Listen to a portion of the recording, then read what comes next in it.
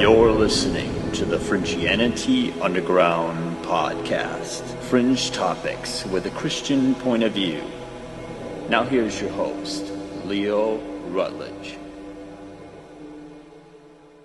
Today's episode is on pedophilia and human trafficking. It's a hard topic, and it really goes into some deep, dark places, but it's something that needs to be exposed, and light needs to be shined on this. We need to bring awareness to this, because it is one of the most wickedest things that has ever been.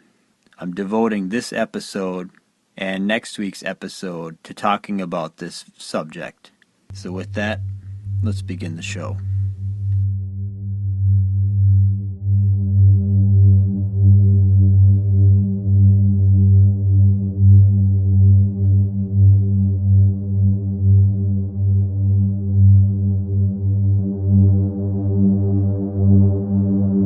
Matthew 18. At the same time came the disciples unto Jesus, saying, Who is the greatest in the kingdom of heaven?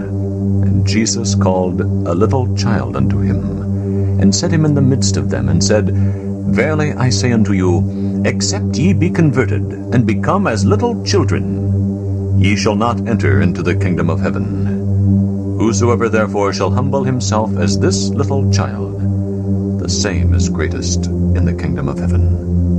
And whoso shall receive one such little child in my name receiveth me.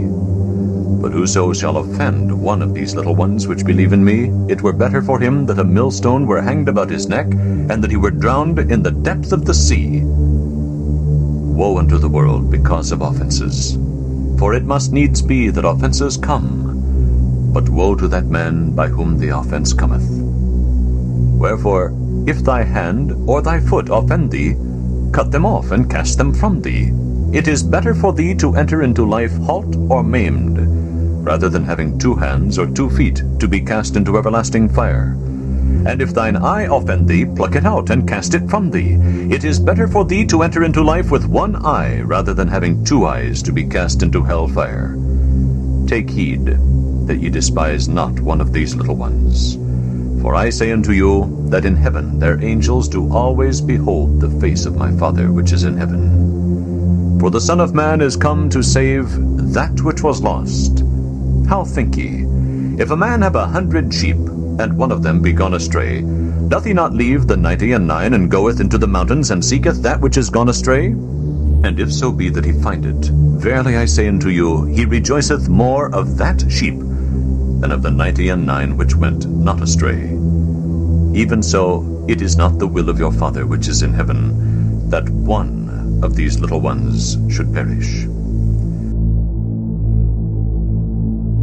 Now, we've been telling you all week about the controversy surrounding President Obama's safe school czar, Kevin Jennings. Tonight, we have new information on that story involving Jennings and his professed admiration for a supporter of the North American Man-Boy Love Association. Now, Jennings is on record having praised Harry Hay, an outspoken supporter of NAMBLA, and not surprisingly, of sexual relationships between young boys and older men. Now, we called Jennings' office for comment on the issue, but we got no response. And joining me now with more details on the story is a former FBI veteran agent who infiltrated the group NAMBLA, and he is also the author of The Last Undercover, the true story of an FBI's dangerous dance with evil.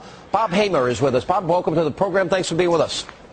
Thanks, Sean, for having me. I appreciate it. All right. Now, you actually joined the group NAMBLA, in 2001? Just so people have an idea, before we get to the political controversy, tell us about you infiltrating this group. Actually, the infiltration was fairly easy. They had a website. I paid $35. I joined the group. They sent me a letter praising me for my courageous step in joining the organization.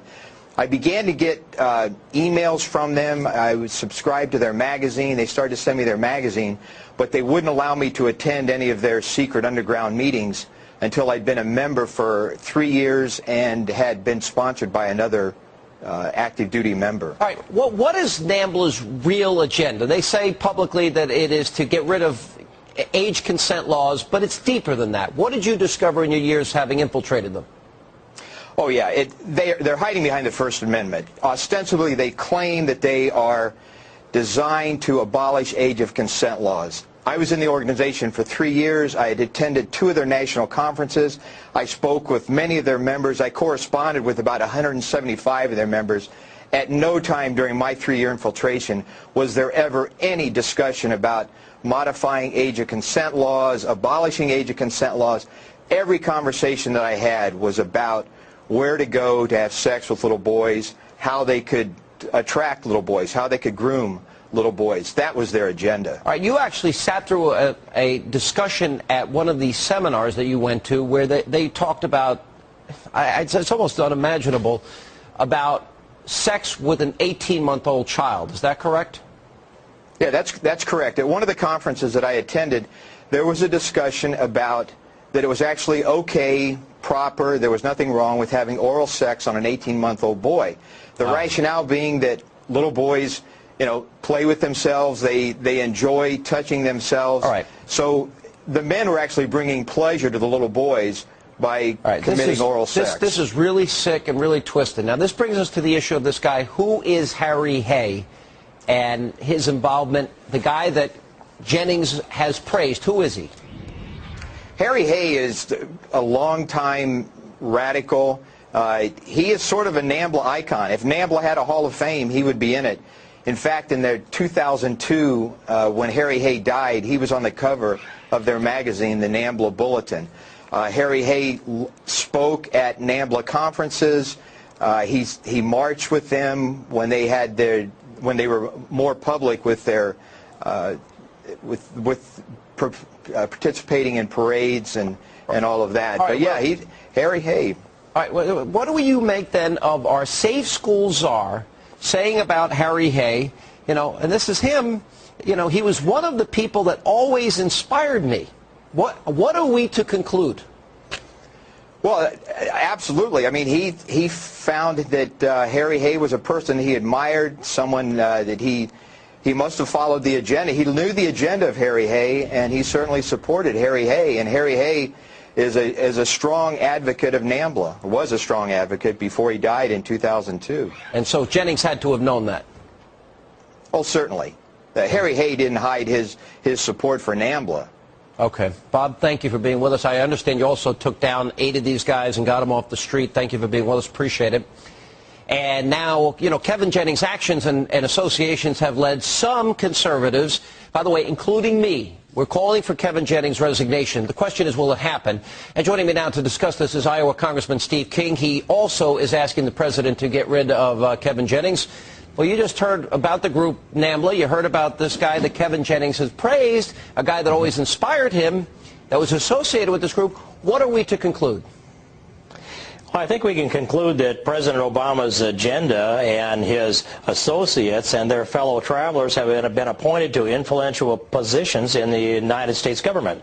But this is a breathtaking reveal that you've done here, Sean, to think that, I mean, I've said before that I think Kevin Jennings has got to be the poster boy for NAMBLA, but to understand that he has also endorsed Harry Hay and at least referenced his association with him, that tells you that at least they support him and his lifetime agenda. As now he's supposed to be the safe schools and drug-free schools czar.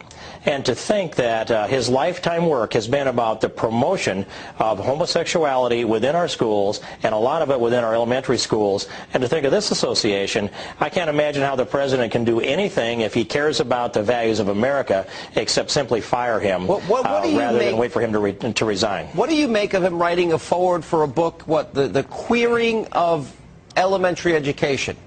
And the other question is, did the White House not vet this guy again? Or do they just, or are these values acceptable? What are we to conclude? Well, the foreword of the book of Queering of Elementary Education tells you a lot about the career of Kevin Jennings. And he also has 4 books that he's authored himself, and every one of them deal with homosexuality and focus on homosexuality within the schools. He's got a very narrow approach to this, and then I think that the president, whether they've actually vetted them or not, I think that the fellow travelers part of this thing is the vetting process. The people who advise the president have these kind of associations, and so that's what we've seen happen, Sean. I haven't focused so much. I'm more libertarian in terms of what people's preferences are, what adults do in the privacy of their bedroom. That's my position. I've been very clear over the years about this. But here's my problem, and this all got started because Jennings himself admitted that it was a 15-year-old boy that came to him for counseling, and because the boy was having sex with an older male and an older adult, which, as the Washington Times said, would be statutory rape. Now, Jennings said he was 15. Now, apparently, the boy, whose name is Brewster, has come out and said, no, I was 16 at the time. Jennings said it was 15. So it also raises judgment, because the only advice he gave him, I hope you were wearing a condom. I just can't believe there's not more outrage and that there's been no real questioning of the White House about this. Do you foresee this in the future? What do you see happening?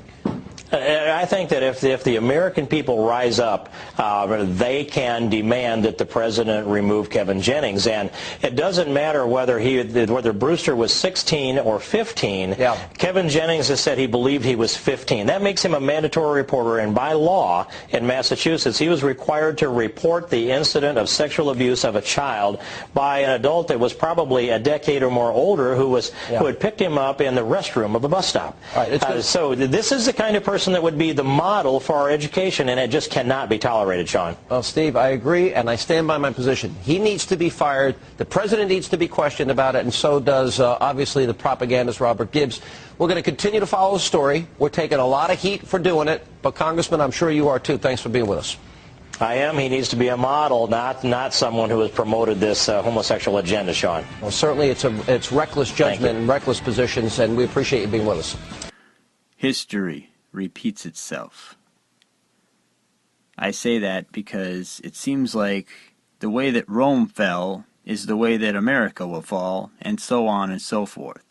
We turn away from any kind of moral judgment or biblical judgment, and we just go and say, you know, whatever way I like it to be, me as the individual, is the way it should be. And then, with a corrupt government, we go and get the support of the government to get our will put upon other people so that we can come out of the closet and out of the darkness and walk amongst the world proudly of our sins. That's pretty much the sum of how I see it, of what's really happening here.